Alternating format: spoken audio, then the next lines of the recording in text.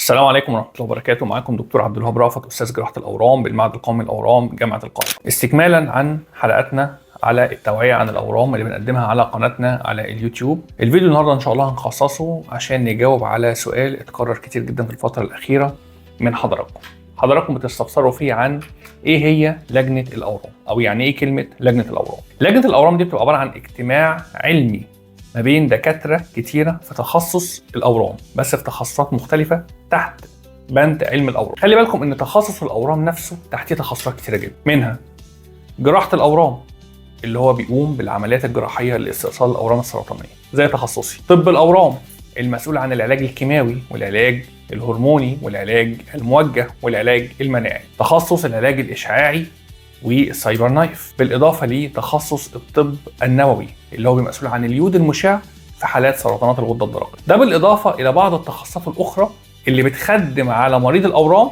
أثناء رحلة علاجه. زي إيه؟ زي تخصص علاج الألم، مسؤول عن المسكنات اللي بنديها للمريض أثناء رحلة علاجه.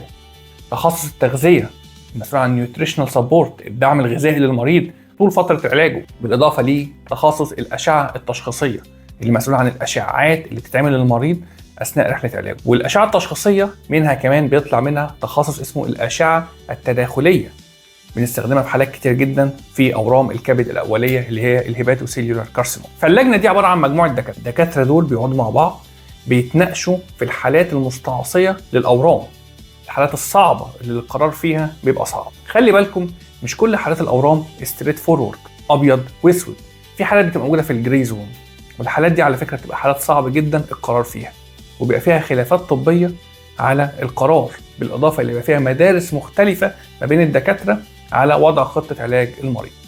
خلينا أضرب لكم مثال. أنا جالي مريض عنده ورم في رأس البنكرياس. أنا كجراح أورام أقدر أقول له إن أنا هعمل لك العملية وإن شاء الله نقدر نستأصل الورم بحواف أمان سلبية وتاخد العلاج الكيماوي بعد العملية ونوصل لمرحلة الشفاء. يجي دكتور العلاج الكيماوي يقول لي أنا شايف إن أنا لو اديت علاج كيماوي الأول هصغر لك حجم الورم فهسهل العملية عليك ونسبة الشفاء هتبقى أعلى. دكتور العلاج الإشعاعي كمان يقول أنا ممكن أدي علاج إشعاعي للمريض ما بعد الجراحة عشان خاطر أقضي على أي خلايا مايكروسكوبية موجودة بعد العملية الجراحية، وبالتالي أعلي نسبة الشفاء وأقلل نسبة الارتجاع. وبالتالي يبقى في الاجتماع ده بيتم فيه مناقشة الحالة مناقشة علمية صرف، وكل دكتور بيقول وجهة نظره وسنده العلمي، وفي الآخر خالص بنوصل لقرار كلنا بنبقى متفقين عليه، وبناء على القرار ده بنبدأ نحط خطة علاج المريض اللي بنبلغ بها المريض بعد كده. وخلي بالكم يا جماعة، الاجتماع ده ممكن يكون في نفس القاعة أو ممكن يكون عن طريق التليفون، ممكن يكون قدام المريض وممكن يكون مش قدام المريض.